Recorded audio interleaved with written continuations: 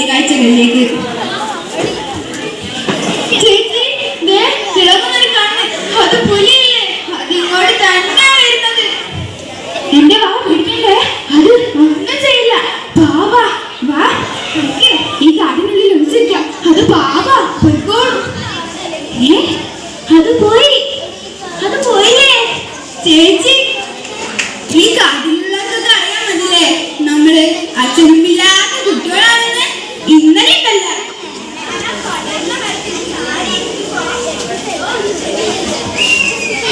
നോക്കുമ്പോ ഒരു കരിനാടൻ പാമ്പ്. അയ്യോ, പക്ഷേ അതിനെ ഒന്നും ചെയ്തില്ല. പാവാല്ലേ ഈ കാട്ടിലുള്ളവരൊക്കെ? അതേ മോനെ, പാവങ്ങളാ. പക്ഷേ 4 ആഴ്ചയായില്ലേ കത്തിയമർന്ന വിമാനം. നമ്മുടെ അമ്മ 3 കുട്ടികൾ, അവരുടെ 13 വയസ്സുകാരായ ചേച്ചി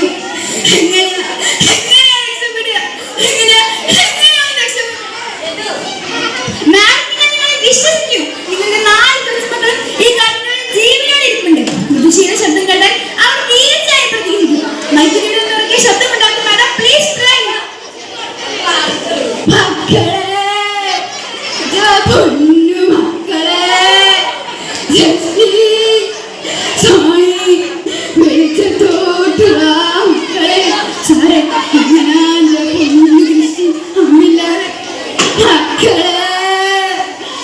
പക്ഷേ ഒരു നിമിഷത്തേക്ക് ആ ദുരന്തങ്ങൾ അവരോർത്ത് പോയി.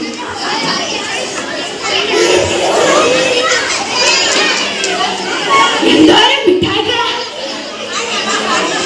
നമുക്ക് അവിടെ തണുത്ത കാറ്റാണ്. ആ കാറ്റിൽ ഞാൻ പൊങ്ങിയെടുത്തു. നിലയെടുത്ത്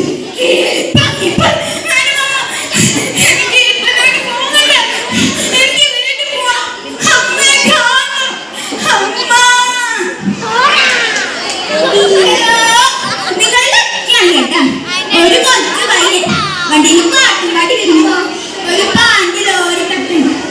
നമ്മുടെ ആശുപത്രിയിലെ കുപ്പേരി കിടക്കുന്നുണ്ട്. അപ്പൊ നിങ്ങളുടെ കാര്യമൊക്കെയായി സാർ ഞാൻ സർജറി ചെയ്താൽ കേവലം രക്ഷപ്പെടുത്താം. എന്താ കുട്ടാരെ, നമ്മുടെ ആശുപത്രി നടക്കുന്ന പുകിലുകളെ അതൊക്കെ ഈ കണ്ടിട്ട് കുട്ടിക്കാൻ മനസ്സിലാകും.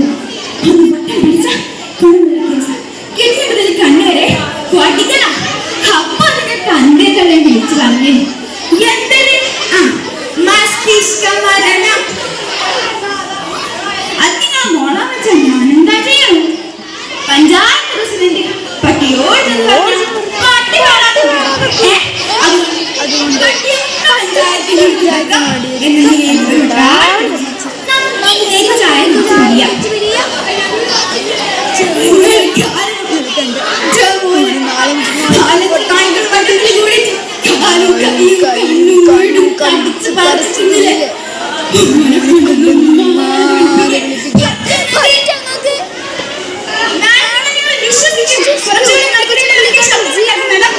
കുറച്ചുകൂടെ ഉറക്കെ വിളിക്കണം.